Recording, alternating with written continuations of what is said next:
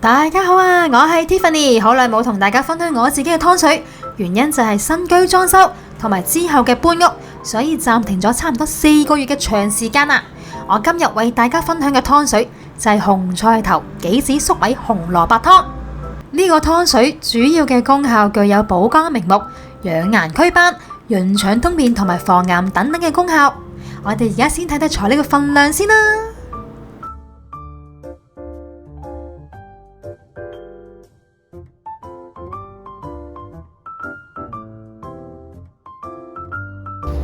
首先就將啲杞子、蜜棗一齊洗乾淨，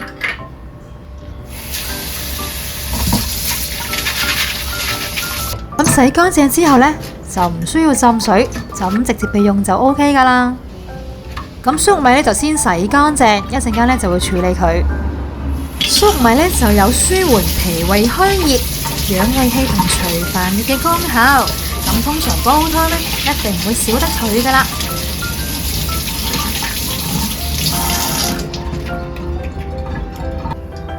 咁呢個呢，就係有泥嘅紅蘿蔔啦，咁我而家先洗乾淨。咁其實買返嚟嘅時候呢，我已經清洗過一次噶啦，咁而家呢，我會再洗多一次，咁一陣間呢，就會處理佢。呢個呢，就係紅菜頭，紅菜頭嘅葉呢，非常之有益，因為佢含有比較多嘅葉酸、鐵同埋維他命 C， 而佢嘅粗纖維亦都非常之豐富，具有清肝、淨血、抗癌同埋排便等等嘅功效。咁頭先呢，紅蘿蔔就已經洗乾淨啦，咁而家呢，我就會將佢切件。咁紅蘿蔔呢，通常我煲湯呢就會連皮一齊煲啦，因為連皮呢就非常之有益嘅。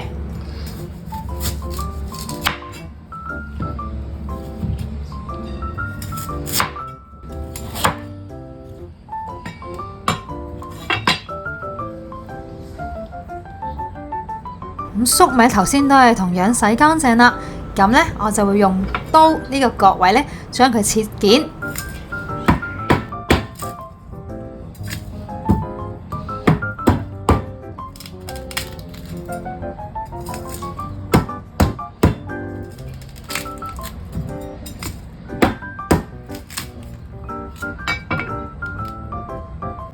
咁紅菜頭頭先就已經洗乾淨啦。其實紅菜頭亦具有促進腸胃蠕動、令骨骼強健，並且可以預防心血管病，亦有助降低膽固醇嘅喎。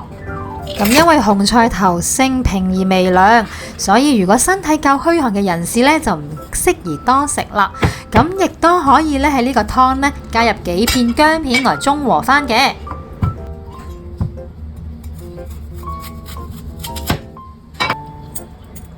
紅菜頭呢，先去皮，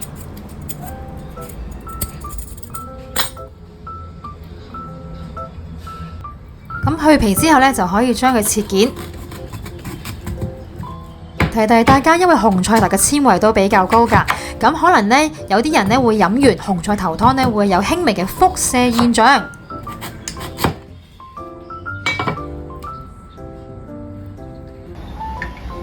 咁瘦肉呢，就先洗乾淨，一陣間就會飛水。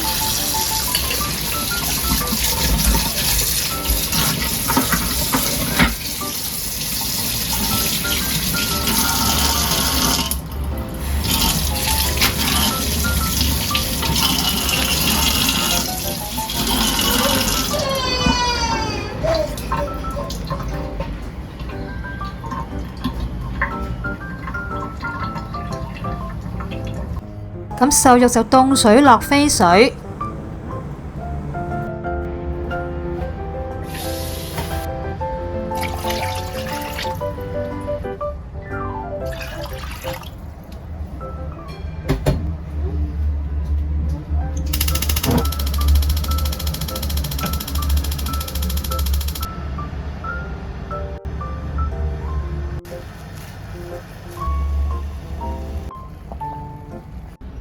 瘦肉飛水之後呢，就用清水沖返乾淨佢，然後備用。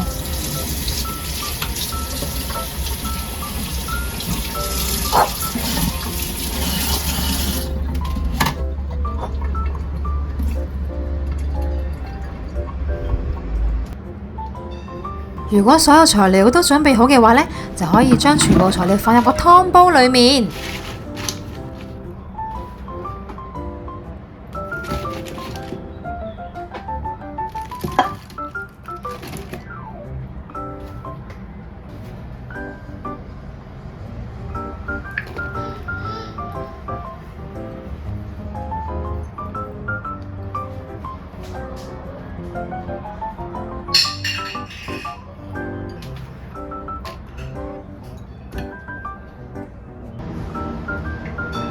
然後就加入清水，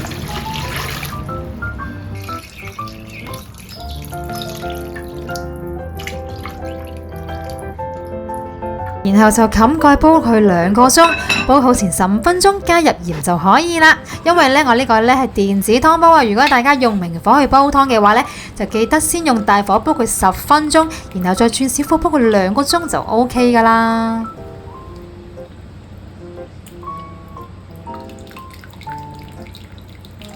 今日分享呢個紅菜頭杞子粟米紅蘿蔔湯就已經煲好啦。